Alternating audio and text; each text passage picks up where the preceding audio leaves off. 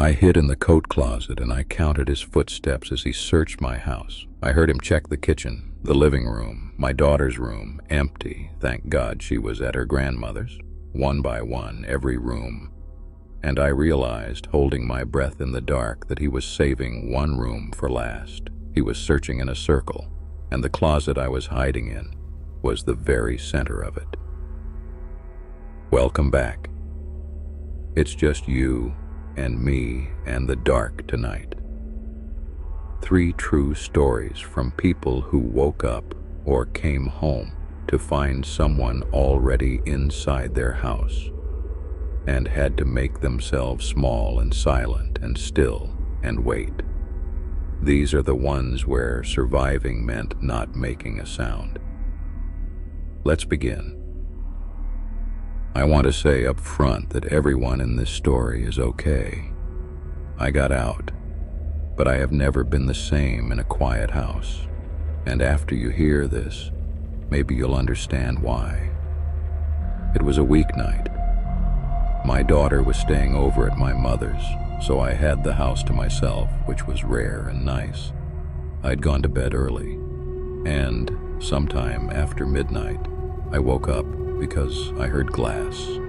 Not a crash, a small, careful sound, the tinkle of a pane being broken slowly and quietly by someone who did not want to wake anyone.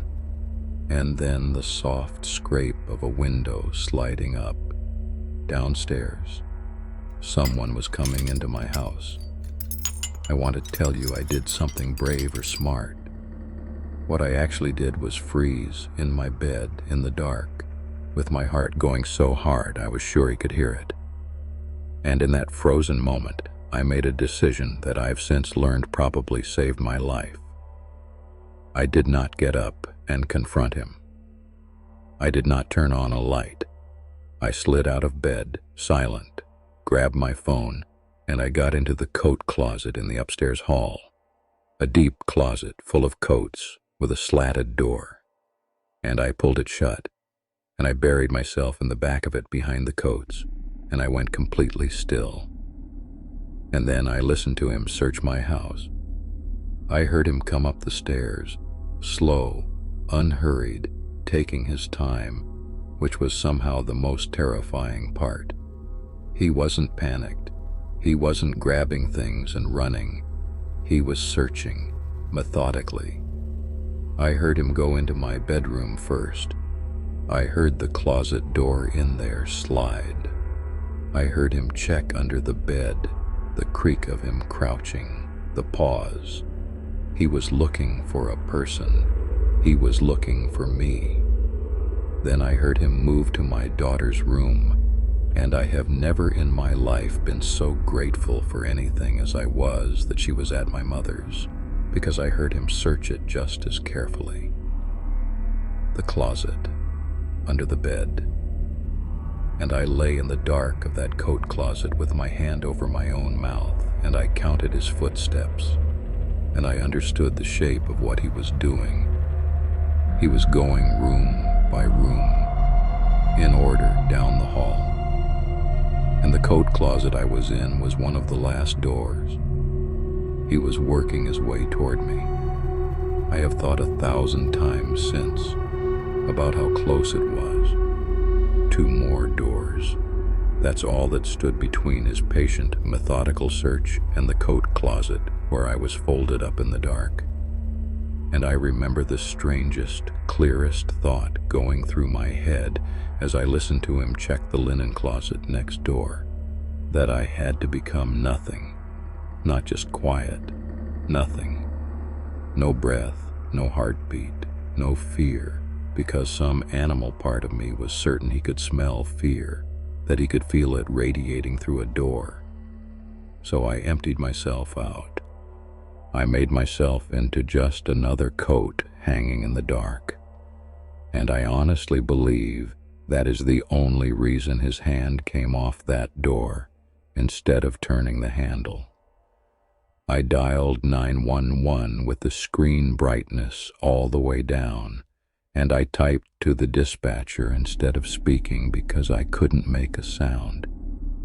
I told them there was a man in my house searching for me and where I was hiding.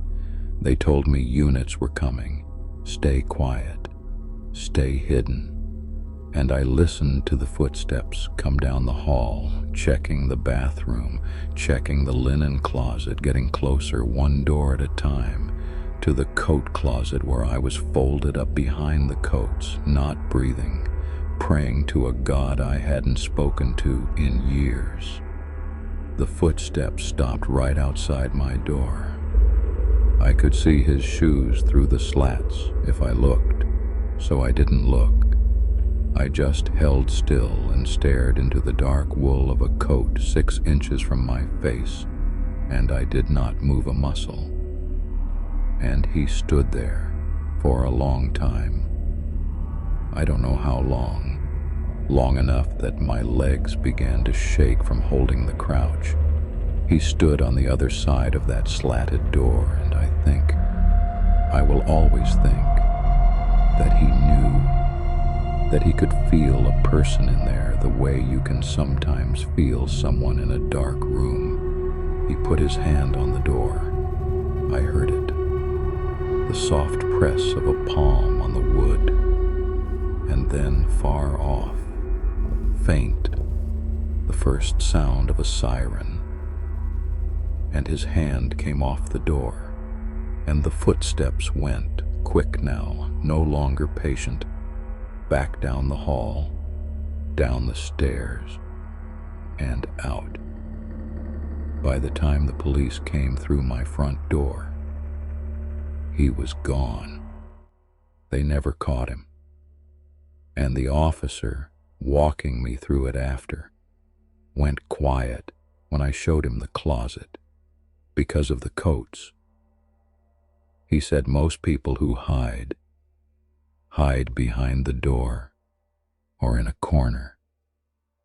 He said the ones who survive are the ones who bury themselves where a searching hand would have to really dig. He said it like he'd seen the other kind. And then he told me to get a dog and a better alarm.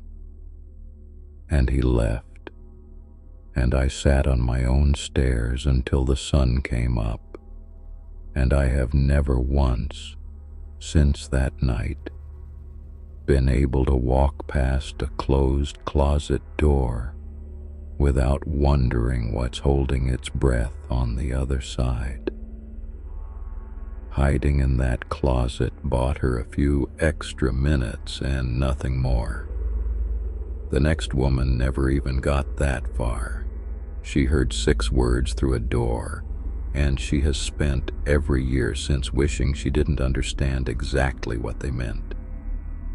She'd come home late and known the instant she stepped inside that something was wrong, the feeling of a house that's been entered, a drawer left open, a draft from a window that should have been shut.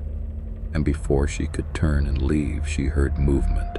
Upstairs, someone moving around up there, and she panicked, and instead of running out the door, she did the wrong thing, the human thing, and she hid.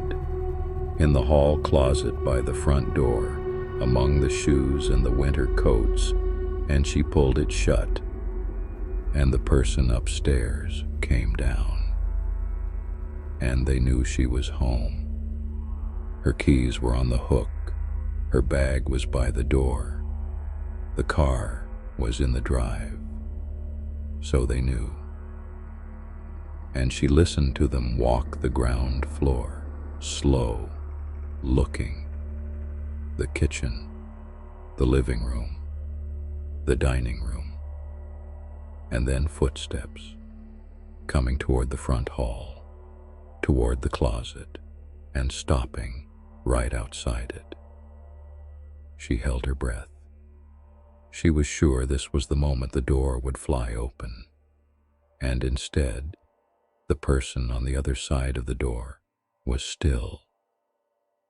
And then they spoke, quietly, almost gently, right up against the door, at the height of her ear. They said, It's okay. I can wait. 6, And then the footsteps walked away. Not out of the house. She heard them go into the living room, and she heard the couch creak as someone sat down on it. And she understood with a horror I can't describe what "I can wait" meant. He wasn't leaving. He knew she was in the closet. He knew she couldn't stay there forever. And he was simply going to sit down in her living room, comfortable, patient, and wait for her to have to come out. She didn't come out. She got her phone from her pocket and she called for help, whispering so low she wasn't sure they could hear her. And she gave the address, and she just kept whispering, "Please, please, please." And the whole time, from the living room, she could hear him waiting, not doing anything, not searching anymore, just sitting on her couch, occasionally shifting his weight, humming, once, a few notes of a song, waiting her out the way you'd wait for a kettle, the way you wait for a thing you already know you're going to get. She told me she did something in that closet she's never fully admitted to anyone. She started silently to bargain with him, with God, with the dark itself. She promised in her head that she'd give him anything in the house, willed him to just take it all and go. But he didn't want the house. If he'd wanted the television or the jewelry or the cash in the drawer, he'd have taken them and gone long before. He had searched and found her hiding place, and then sat down. A man who sits down in your living room and tells you gently that he can wait is not a man who came for your things. And lying in the dark among the shoes, breathing as slowly as she could, she understood exactly that. And it was worse than any threat he could ever have shouted through the door. The police reached her in time. He heard them coming and went out the back, and they never caught him. But she told me she moved not because of the break-in, but because of the couch. Because for months afterward, every time she walked past her own living room, she'd see him there in her mind, sitting patiently, and hear those 6 words, "It's okay. I can wait." And she said the worst part, the part that kept her up, was that he'd been right. If the police hadn't come, she'd have had to come out eventually. He'd known that. He'd known it better than she did. That's why he could afford to be so calm. Some people break in to take things. That one had broken in to wait. And she never stopped wondering what exactly he'd been so patient for. Waiting is one kind of patience. The last story tonight is shorter still, and it turns on a single sentence. Something a 911 operator said to a woman hiding under her own bed that made the waiting so much worse. She'd woken to sounds in her house. Footsteps downstairs. More than one set. She'd slid under her bed, deep against the wall, and she'd called 911 on her cell, whispering. She told the operator there were intruders in her house. She was hiding under her bed upstairs. Please send someone. And the operator was calm and kind and took her information and told her to stay quiet, stay hidden. Help was on the way. And then, a minute or two later, as she lay there under the bed listening to the footsteps move through the downstairs, the operator said something that stopped her heart. The operator said in that same calm voice, "Ma'am, I want you to stay calm. Our officers are already inside your house. They're clearing it room by room. You'll see them soon. Just stay where you are." Already inside. And the woman's blood turned to ice because she was upstairs, and she could hear the footsteps downstairs moving through her rooms, slow and searching. If those were police, if officers were already inside clearing the house, they'd have been calling out, announcing themselves. Police don't creep through a house in silence. and she knew with a cold and total certainty that no one had had time to arrive. She'd only just called. There were no officers inside her house. She lay under that bed and ran it through her mind in the space of a single held breath. The calm voice on the phone had told her to relax, that officers were already clearing her house, and that information had come from inside her own home, from a man claiming a badge he did not have, which meant the person moving through her downstairs wasn't just some intruder who'd gotten lucky. He was thinking. He had broken in, realized she was home, and had almost certainly called for help, and instead of panicking, he had calmly taken out a phone and turned the system against her, buying himself time, slowing the response, converting the very thing that was supposed to save her into a lie that would leave her lying quietly in the dark, reassured, waiting for rescuers who had been told there was no need to hurry. So who had told the dispatcher there were? She whispered it into the phone. There's no one here yet. No police. Who told you your officers are inside? And there was a pause on the line, and the operator's voice changed.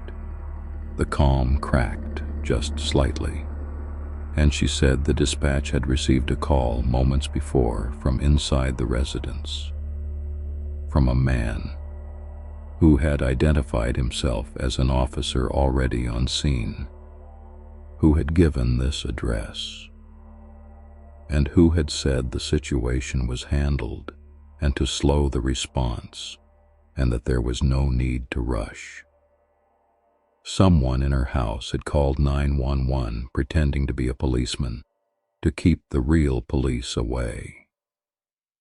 Someone downstairs, moving through her rooms, had made a phone call in a calm voice while she hid upstairs and told the world that everything was fine here. Take your time, we've got it handled. The operator, God bless her, understood in the same instant the woman did, and she flooded the address with every unit she had. Lights and sirens. No more slow response. And they got there, and they were real this time. And the woman got out. The man was gone. They never identified him. They never found the phone he'd called from.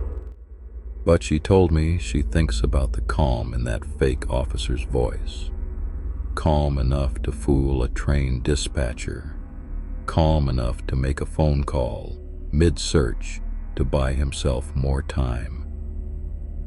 And she thinks about how close it came to working, how she'd been lying under her bed, comforted, waiting for officers who were never coming because the man hunting her had been thoughtful enough to call ahead and tell everyone to slow down. The scariest intruders aren't the ones who panic, they're the ones who plan.